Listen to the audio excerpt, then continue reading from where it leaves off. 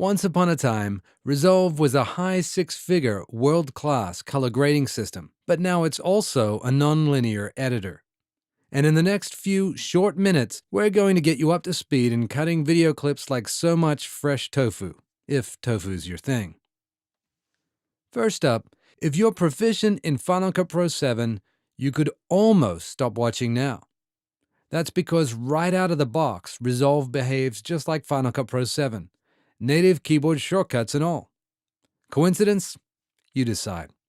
Now, the world has moved on since FCP7, and so there are a whole lot of bells and whistles worth watching for. But just so you know, Final Cutters, Resolve salutes you and welcomes you home. If you're coming at Resolve from another editing system, you're probably covered too.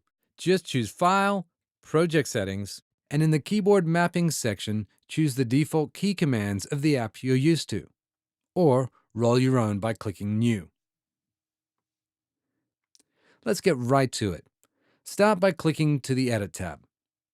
To audition your footage, we recommend setting the thumbnail size to its maximum. That way you can preview clips by skimming them.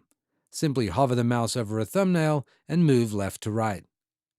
Once you've found a clip that you're interested in editing into your timeline, double-click it and it loads into the leftmost of the top viewers, called the Source Viewer. A handy audio waveform is available by selecting it from the menu at top right of the viewer, either as a full waveform of the entire clip or a zoomed version. This is great for identifying where dialogue begins without wading through a long clip, or quickly seeing exactly where a slate clap occurs. To preview the clip, press the J, K, and L keys to play backwards, stop, and play forwards respectively. Pressing either the J key or the L key repeatedly will increase the speed of playback. You can use the arrow keys to move one frame forward or backward. As you do, or when you drag slowly across the clip, Resolve will play the audio fragment for the frame you're on. If you find this distracting, you can disable it by choosing Timeline, Audio Scrubbing, or pressing Shift-S. To choose a section of clip to use in the timeline, set in and out points. Just drag in the timeline and press I to set the in point, or O to set the out point. To edit the clip into your timeline, just drag it to the Record viewer and drop it onto Overwrite. It's worth learning the keyboard shortcut for that, the function key F10. Press the Home key to jump to the start of the timeline, function left arrow on Mac laptop keyboards. Then press the L key to play back. Aww, how cute. Cinder wishes she was a Cinderella. Let's cut to the next shot. Here, we want to drop in the reverse angle close-up as the book gets taken from our hero's hands. We'll cue up the Record viewer, that's the viewer showing our current edited timeline, and then find the in point in the insert shot that matches. We'll press I to lock it in. Now we'll do another override edit. We'll press Command- on a Mac a couple of times, that's Control- on a PC, to zoom out, and then grab the scroll bar to scroll back. We'll use the J, K, and L keys again to play back. Aww, how cute. Cinder wishes she was a Cinderella. Overwrite lives up to its name. The new clip writes over the top of the original clip. But we end up with two problems when we play back. Firstly, the audio is overwritten as well as the video. We want to continue to hear the sound from the original clip and only see the cutaway shot, not hear its audio. There's an easy fix. Deselect the destination control on the A1 track. With the red border gone, audio will no longer be written to that track during an edit. The second problem is that the new insert shot completely overwrites the tail end of the original clip. We want to cut back to it for the real action, but we can't. The video's been completely overwritten. Let's undo our edit by pressing Command-Z on a Mac, Control-Z on a PC, and this time we'll decide when we want to cut back to the original video. We already know when we want the insert shot to cut in, right here where the book begins to be pulled. We'll press I to set an endpoint in the timeline. We want to be back on the wide when the girls start laughing, so we'll move there and press O to set an out point for our edit. And we already have the endpoint set for the insert shot from earlier, just no out point. Well, we can do what's called a 3-point edit. The 3 points being the in and out point we set in the timeline and the in point we set in the source viewer. We'll perform the override again, and Resolve automatically adds just the right amount of the reverse shot to cover the gap between the timeline in and out points we set. Notice too that because we deactivated A1's destination control, none of the reverse shot's audio is added, and we have an uninterrupted soundtrack from the original shot. Cinder wishes she was a Cinderella. 3-point edits can be performed in a variety of ways. You can set in and out points for the clip you're editing in, and then just an in point or an out point in the timeline, depending on which edit point requires the most critical timing. Here we have a case where we want to add a shot in between two other shots. In this case, we'll use an insert edit instead of an override. Function key F9 is the keyboard shortcut. The clips in the timeline separate to make room for the inserted clip. Notice that since we still have the A1 destination control deactivated, a gap is created in the audio channel. Let's undo the edit, enable the destination control for the audio A1 track, and perform the insert again.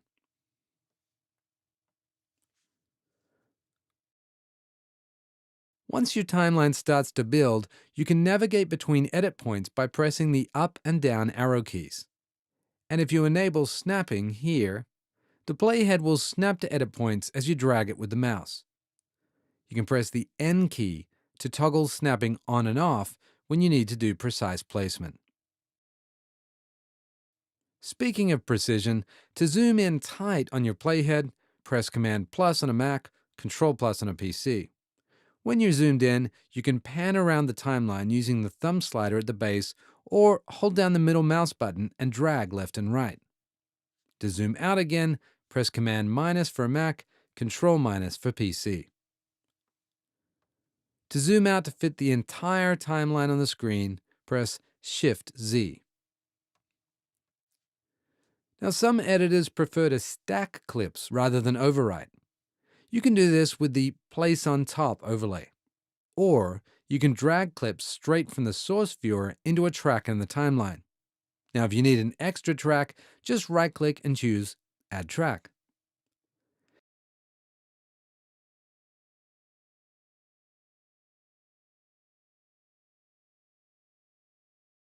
If you look at the overlay menu in the record viewer, you'll see a few other edit methods, but overwrite, insert, place on top, and the 3-point editing technique will serve you the vast majority of the time. Once clips are placed in the timeline, you'll often want to do some in-place edits. Hovering your mouse at the center of an edit point produces the Roll Edit tool. Click and drag left or right, and Resolve will move both the out point of the A-side clip and the in point of the B-side clip simultaneously, effectively shifting the edit point without changing the timing of the overall timeline. You'll see the record viewer displays two images, the new end frame of the A-side clip and the new start frame of the B-side clip. When the timeline is in normal edit mode, indicated by the highlighted pointer icon just above the timeline view, position your mouse just to the left or right of the edit point and you get a single-sided roll icon. This performs the same operation as you drag in the direction of the edit point, but if you drag away from the edit point, it leaves a gap in the timeline. Sometimes this is what you want if you plan to add a new clip to the created gap. Now, all this happened in normal edit mode. If you switch to trim edit mode, the behavior is a little different. The center position still produces a roll edit, but now the single position when hovering over the end or start of a clip becomes what's called a ripple edit. Drag toward the edit point and you'll extend the clip, rippling other clips further up or down the timeline. Drag away from the edit, and instead of leaving a gap like we saw in normal edit mode, the rest of the timeline ripples toward the edit to close the gap that would have otherwise been created. Hover over the top half of the center of a clip, and you can perform a slip edit. In a slip edit, the clip's in and out points on the timeline remain fixed, but the portion of the clip that appears on the timeline shifts forwards or backwards. You'll see in the record viewer that 4 images appear. The top 2 show the new in and out point for the clip, and therefore move as you adjust the slip edit. The bottom 2 show the out point of the previous clip and the in point of the next clip, respectively. These remain static since they're not being affected by the slip edit. To perform a slide edit, hover the mouse over the label at the bottom of the clip and drag. This time, the in and out points of the clip remain the same, but the entire clip slides up or down the timeline. In the record viewer, you'll see the reverse to the slip is happening. The clip's in and out points stay fixed, but the previous clip's out point and the next clip's in point change as you slide. The razor edit mode, or the blade tool, allows you to split any clip, creating an edit point. When in razor mode, Resolve updates the record viewer as you hover over a clip, showing the current frame under your mouse pointer. Click to split a clip. The frame you see in the viewer when you click will become the in point of the right side clip in the resulting edit point. Now, this is one of those times where you may want to turn off snapping to keep it from affecting your precision with the tool. And if you want to split multiple tracks at once, press Command / on a Mac or Control / on PCs. Change your mind on a clip split? First, return to the normal edit tool. If the two halves of the split are still next to each other on the timeline, indicated by a subtle dotted line, you can click the edit point to select it and press Delete to remove the edit. It's worth learning the keyboard shortcuts for the 3 edit modes, as you'll be switching between them frequently. They are T for trim, B for the blade tool, and A to return to the normal edit mode. Okay, let's stop for a moment and take a look at the cryptic symbols on the track headers. The first is the Enable Track button. Click this to hide a track. This will reveal any tracks beneath the disabled track in the timeline. Click again to re-enable. To hide video at the clip level, select the clip and press D for disable. Press D again to re-enable. Next is a lock that will prevent additional edits until it's unlocked again. The button that follows the lock is the Auto Selection button. This is used for a few different operations, but one of the most important is copy-paste. While in the normal edit mode, you can perform the same kinds of edits you're used to in a word processor. Select a clip, then use Command-C or Control-C to copy, Command-X or Control-X to cut, and Command-V or Control-V to paste. The paste will occur at the current playhead position. Now, to paste to a different track, Alt or Option-click on the track, and the clip will be pasted at the current playhead position, but on the track you just clicked. If you look carefully, you'll see that your Alt-click disabled the Auto Selection button for all other tracks. This is how Resolve knew to paste to that track, since it was the only one with Auto Selection enabled. Now, you could have manually clicked to disable the other track's Auto Selection, but the Alt-click method is a whole lot faster. Now, if you want to paste back to the original track afterwards, you'll need to go and re-enable its Auto Selection button. We need to round out functionality in the timeline with a couple of other features. Move clips around the timeline simply by dragging and dropping them into new locations.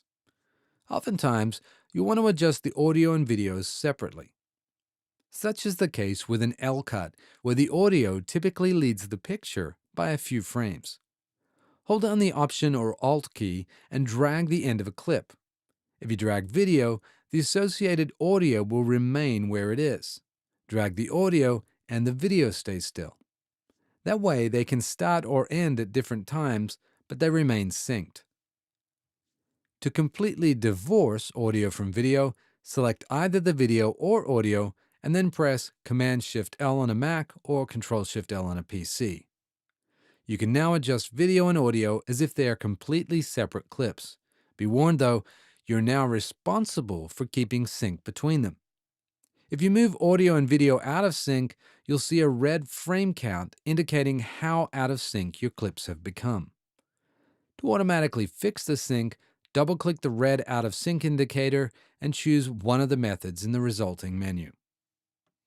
You can link selected audio and video or even two video clips on separate tracks by using the same keyboard shortcut. Command-Shift-L on a Mac, Control-Shift-L on a PC. With all the affordable cameras out there these days, Multicam has become a standard workflow. We cover the creation of multiclips in the Resolve for DI survival guide. Here, we'll focus on editing with multiclips. Add a multiclip to the source viewer. Once it's there, you'll want to switch to the Multicam source viewer mode using this menu button. Next, choose how many angles you want displayed in the source viewer at the same time. If the number of angles in your multiclip exceeds the number you've chosen to view, a menu at the base of the viewer allows you to choose between additional pages for the overflow. Now choose a switch mode. Choose whether you want to switch just video, audio and video, or just audio. In most cases, you'll be working with a single continuous audio source in your multiclip, and you'll just want to be switching the video. Click one of the angles in the viewer to perform a cut. You can cut clips either in real time using standard playback controls or by dragging the playhead to where you want your next edit. If you decide you want to swap one of your edited segments, just move the playhead to the segment you want to change and Option or Alt-click a different angle to swap it out.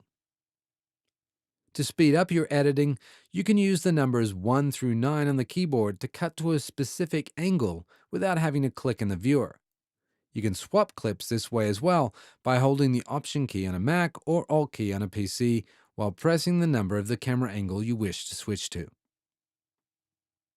Finally, if you want to flatten the multiclip into a single clip, right-click and choose Flatten. This can be useful if you're moving an EDL to another software application.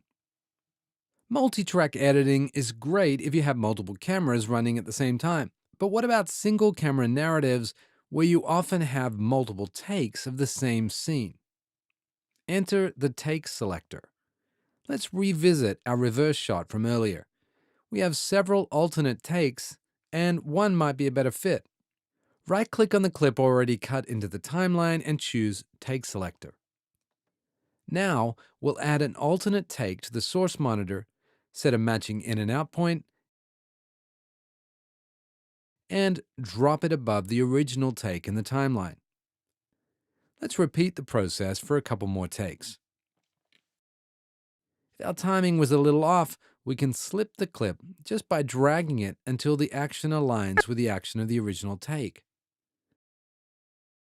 Once they're all assembled, we can click a take to switch to using that in the final edit.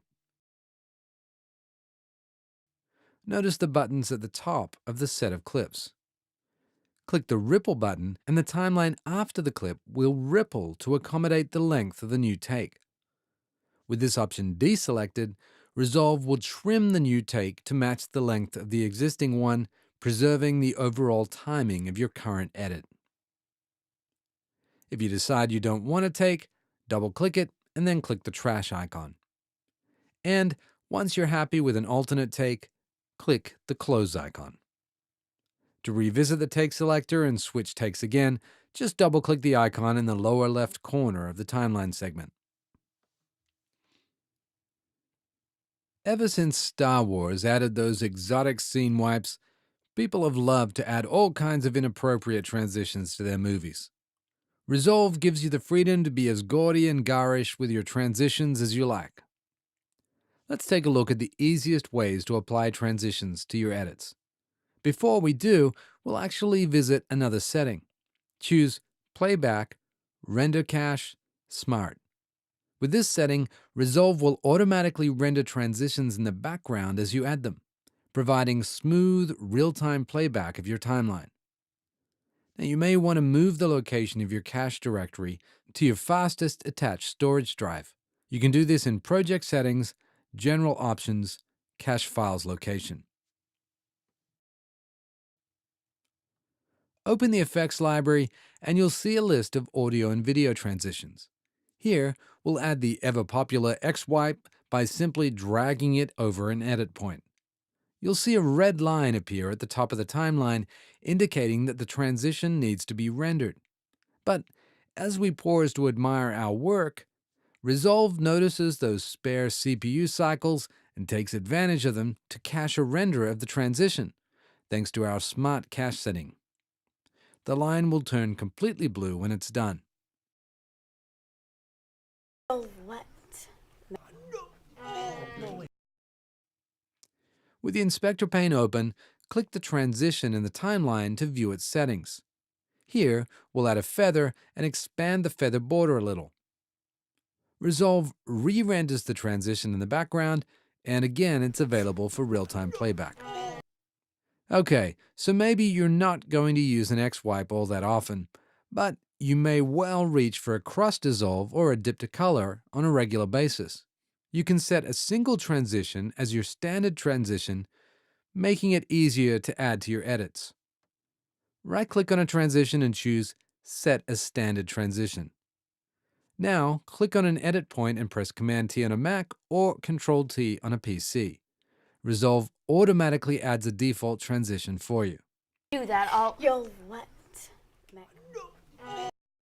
Notice if you click the left side of an edit point, the transition will end at the edit point. Click the center, and the transition will be centered on the edit point, or click the right side of the edit point, and the transition will start at the edit point. Drag the edges of the transition to shorten or expand its length. The default dip to color is a dip to white. Dip to black works better for this material, so we'll select the transition in the timeline and change the color in the inspector for the transition.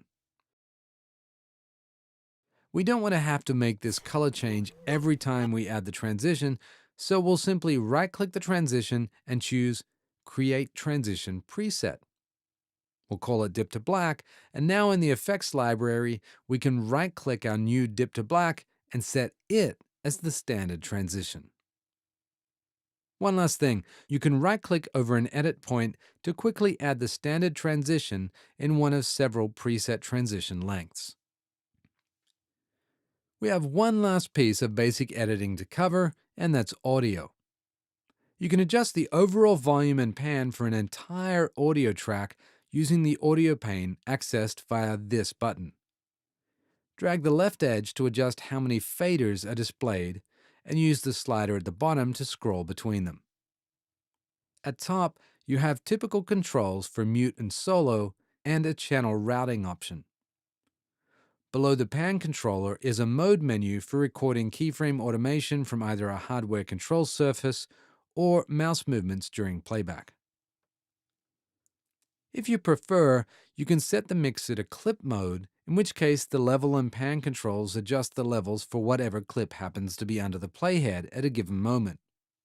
Our recommendation: leave the mixer in track mode and adjust individual clip level and pan settings in the timeline. Let's take a look. We'll put away the mixer for now. Choose Show Audio Waveforms from the timeline view options and adjust the track height to a reasonable size. You should now see a thin line representing clip volume over the top of the waveform. Drag it up or down to change the overall clip volume. To animate the volume level over time, Option-click to add control points. You can then drag the created points to adjust the levels over time, Aw, how cute. or drag segments of line between points to adjust whole sections of the segment's audio levels. Aw, how cute. You can also adjust volume and pan via the inspector's audio panel. Okay, so you've created your masterpiece and you're ready to share it with the world. This happens in the Deliver page. For a detailed review of the options here, check out the Resolve for DI Survival Guide. Right now, let's just look at sharing your video on YouTube. Click the arrow next to YouTube and choose the appropriate resolution setting. Review your settings, set the appropriate destination, and change the custom name as needed. Click Add to Render Queue, then Start Render. When you're done, you'll have a video ready to upload to YouTube.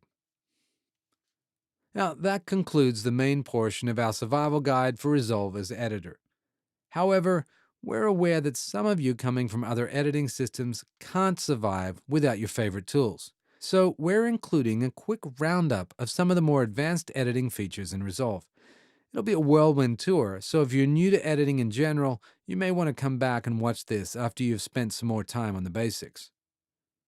Resolve's done a good job of stealing, no, let's call it liberating, the advanced editing features of other applications. We'll start with dynamic trim. Here are the 10 steps to happy dynamic trimming.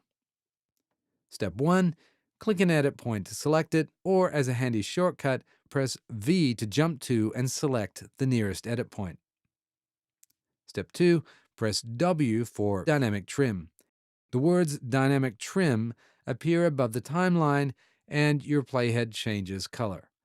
Step 3. Press U to toggle between the outgoing clip, both clips, or the incoming clip. Step 4. Press Option or Alt-U to toggle between the edit affecting video and audio, video only, or audio only. Step 5. For real-time playback while trimming, simply press J or L. Step 6. For slow motion trimming, hold down the K key and then press either the J or L keys.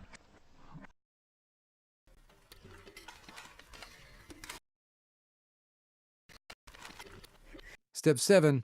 For the speed junkies out there, you can tap J or L repeatedly to trim in fast reverse or fast forward.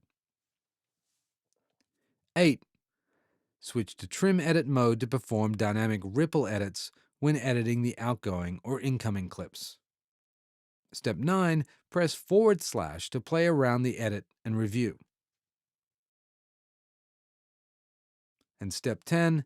Press W again to exit dynamic trim mode. You can also do a quick dynamic trim by pressing Command J or L on a Mac, Control J or L on PCs. This allows you to perform real-time dynamic edits without having to jump into the dynamic trim mode. The same U and Option or Alt-U edit point selection shortcuts still apply. Well, we warned you, if you're new to editing, your head is probably spinning. If you're coming from another app with dynamic trim features, you probably feel right at home now. Next, let's cover off keyboard trimming. Here are the steps. 1. Select an edit point using the V key. 2. Choose Normal or Trim edit mode. 3. Use U and Alt or Option U to set up your edit point selection. 4. Press Command / on a Mac, Control / on a PC to enable looped playback. 5. Press / to begin play around. 6. Press the less than and greater than keys to shift the edit by 1 frame for each press. Hold down the Shift key to make that a 5-frame trim. 7. Press space or K to stop. Another form of keyboard trimming is by timecode. Press the plus or minus keys and then type the number of frames. You'll see the numbers you typed at the top right of the record monitor. Press Enter to perform the edit. Typically, you'll be editing the edit by a few frames, but you can type seconds in frames, with Resolve automatically adding the colon between timecode fields. Another popular editing tool is the Extend Edit. Let's say you want a clip to extend to a certain point on the timeline. Just select the outgoing clip side of an edit point, move the playhead to where you want the clip to extend, and press E. In normal edit mode, the clip will overwrite anything in its path. In trim mode, it'll ripple everything beyond the extend point. And finally, for those of you who think your favorite tool is missing, Resolve also includes trim start and trim end, compound clips and nesting, shuffle or swap edits, match frame and subclips, find and delete gaps, offline reference movies, and fully customizable markers and navigable marker list, just to name a few.